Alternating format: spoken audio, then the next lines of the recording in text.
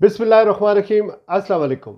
इमरान खान से उनकी बहनों की मुलाकात क्यों नहीं होने दी जा रही है? पाकिस्तान के वज़ीर दफ़ा ख्वाजा मोहम्मद आसिफ का बरतानवी नशरियाती अदारे स्काई न्यूज़ को दिया जाने वाला इंटरव्यू किस तरह पाकिस्तान के ख़िलाफ़ भारत गवाही के तौर पर इस्तेमाल कर रहा है? मियाँ मोहम्मद नवाज शरीफ साहब ने हिंदुस्तान के बारे में कोई बयान देने पर क्यों चुप साध रखी है, क्यों खामोश हैं? भारतीय मकबूजा कश्मीर में भारतीय फोर्सेस किस तरह का जुल्म रवा रखे हुए हैं? फिर हिंदुस्तान के अंदर किस तरह जो कश्मीरी स्टूडेंट्स हैं या जो कश्मीरी लोग हैं उन पर आरएसएस और भारतीय जनता पार्टी के गुंडे किस तरह हमला कर रहे हैं? इन मौज़ूआत पर बढ़ने से पहले आपसे गुजारिश है कि ये मेरा चैनल सब्सक्राइब कर दें।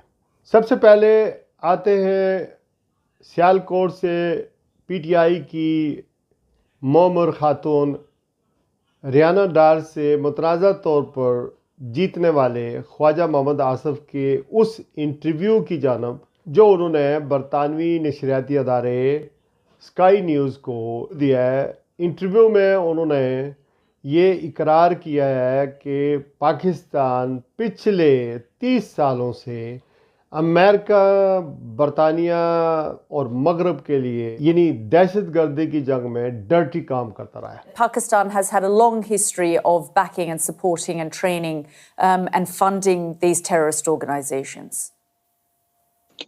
Well, we have been doing this dirty work for the United States for about 3 decades, इस बयान को भारत ने अक़वाम मुत्तहिदा के प्लेटफॉर्म पर पाकिस्तान के वज़ीर दफ़ा का इकबाली जुर्म या कन्फेशन के तौर पर पेश किया है, दुनिया के सामने रखा है। The whole world has heard Pakistan's Defense Minister Khwaja Asif admitting and confessing Pakistan's history of supporting, training and funding terrorist organizations.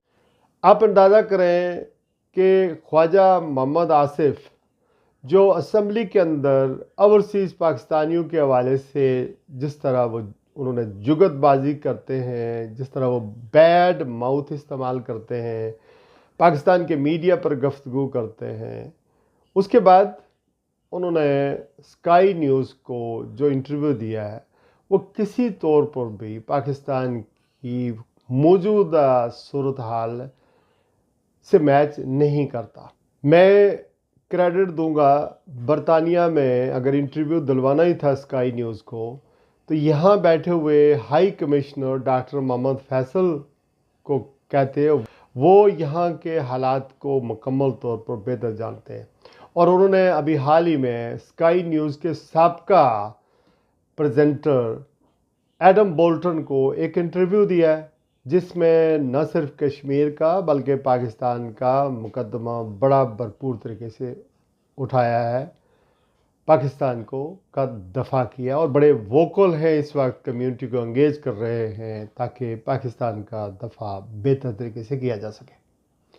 ये बड़ा ज़रूरी होता है कि जो भी ओहदे होते हैं, डिफेंस का हो या फॉरेन मिनिस्ट्री का हो या चीफ एग्जीक्यूटिव का हो, वो राइट लोगों को दिए जाएं, ना कि स्टूजीज को या नाअहल लोगों के हवाले किए जाए। अब आते हैं पहलगाम में 22 अप्रैल को होने वाले दहशतगर्दी के उस वाक़ये पर जिसको बुनियाद बनाकर न सिर्फ भारत पाकिस्तान के ख़िलाफ़ एक केस बिल्ड करने की कोशिश कर रहा है बल्कि उसने मकबूजा कश्मीर के अंदर जुल्म डालने शुरू कर दिए।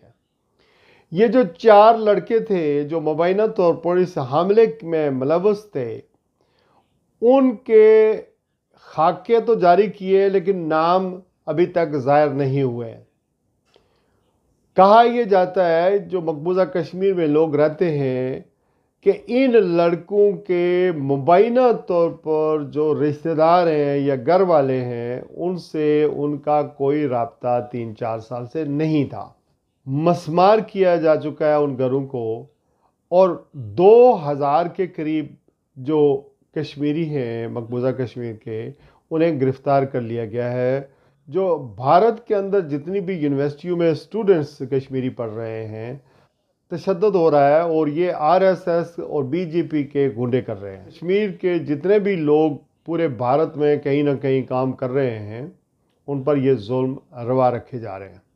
मुस्लिम लीग नून के कायद और पाकिस्तान के 3 दफ़ा वज़ीर आज़म रहने वाले मियां मोहम्मद नवाज शरीफ, जब पहलगाम हमला 22 तारीख को हुआ तो वो बरतानिया में मौजूद थे। उनसे पूछा गया कि आप अपना रद्द अमल दें, तो कोई रद्द अमल उन्होंने नहीं दिया। फिर वो पाकिस्तान चले गए। उन जो पंजाब की सीएम है, उन दोनों ने, यानी बाप और बेटी दोनों ने मुकम्मल चुप साथ रखी है। लॉजिक समझ में आती है। वो पीटीआई वाले, उनके सामने अपनी इंटरप्रिटेशन है, जो नाकदीन है, मुखालफीन है, उनकी अपनी इंटरप्रिटेशन है।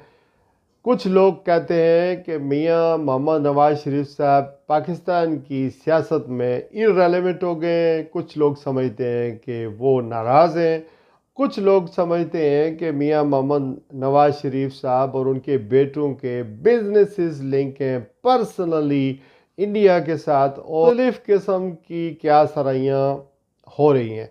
लेकिन सबसे जो अहम कंस्पिरेसी है या सबसे अहम जो बात है वो ये है कि मुमकिन है पाकिस्तान और हिंदुस्तान के दरमियान एक ज़माने में जब जंगें होती थी, जंग का माहौल बनता था, तो ट्रैक टू डिप्लोमेसी होती थी सिविल सोसाइटी के ज़रिए। क्रिकेट डिप्लोमेसी रही है ज़िया-उल हक के दौर में, मुशर्रफ के दौर में कई तरह की डिप्लोमेसियाँ हुई हैं।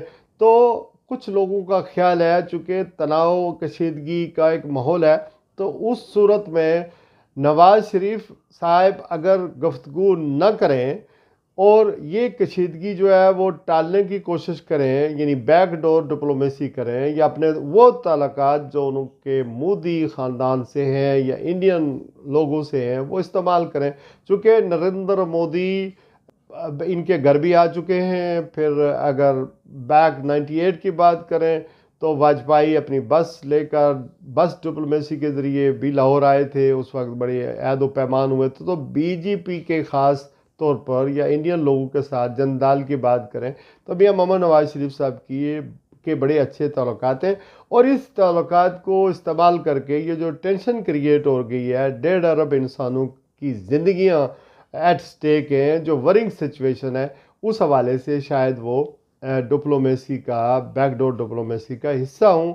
और ये हो सकता है हमारी एस्टेब्लिशमेंट ने उनको ये टास्क दिया हो।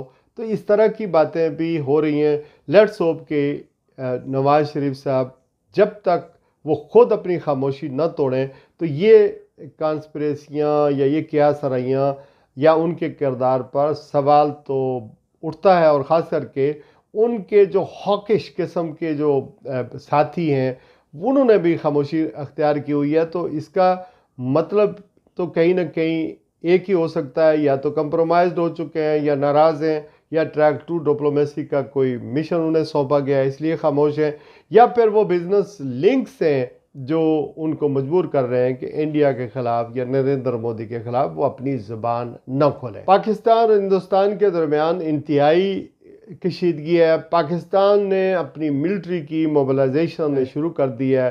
तुर्की, चीन और दूसरे ममालिक से राब्ते जारी हैं। बरतानिया के डेविड लेमी से भी जो फॉरेन सेक्रेटरी हैं उनसे भी राब्ता हुआ है।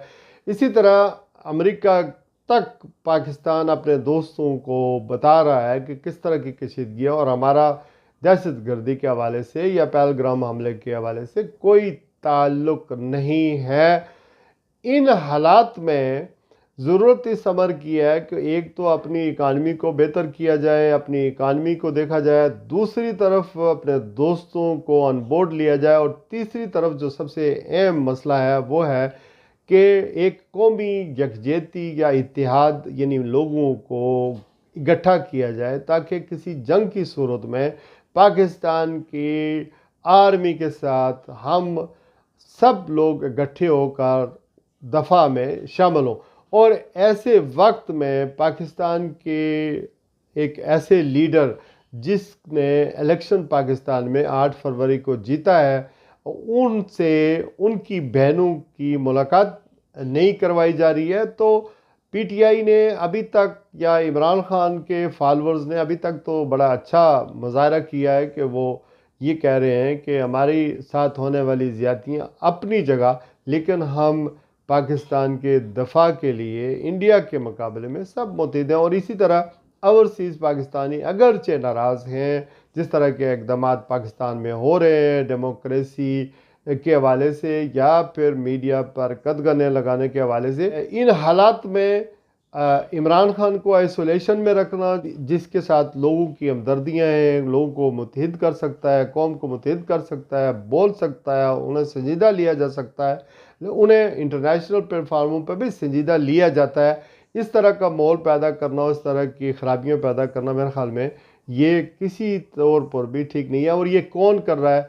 मुझे लगता है कि ये पाकिस्तान की इस्टेब्लिशमेंट तो नहीं कर सकती है, उनको तो इस वक्त ज़रूरत है सबकी, लेकिन पाकिस्तान की जो मौजूदा हुकूमत है, पंजाब हुकूमत है, ये उन्हीं का ही शाखसाना लगता है। जैसे कि अलीमा खान ने आज ख़ुद कहा है कि ये पंजाब की सीएम के बारे में उन्होंने कहा कि ये उसकी ज़िम्मेदार हैं, और बार बार उसकी बहनें जो हैं वो रुल रही हैं और अडियाला जेल के बाहर तड़प रही हैं, रोज़ जाती हैं कि अपने भाई से मुलाकात हो जाए, बच्चों से बात हो जाए, लेकिन ऐसा नहीं किया जा रहा। तो ये जो कौमी यकजहती है वो ख़राब हो सकती है। जो कौमी यकजहती है उसको सबसे बड़ा धचका लगेगा।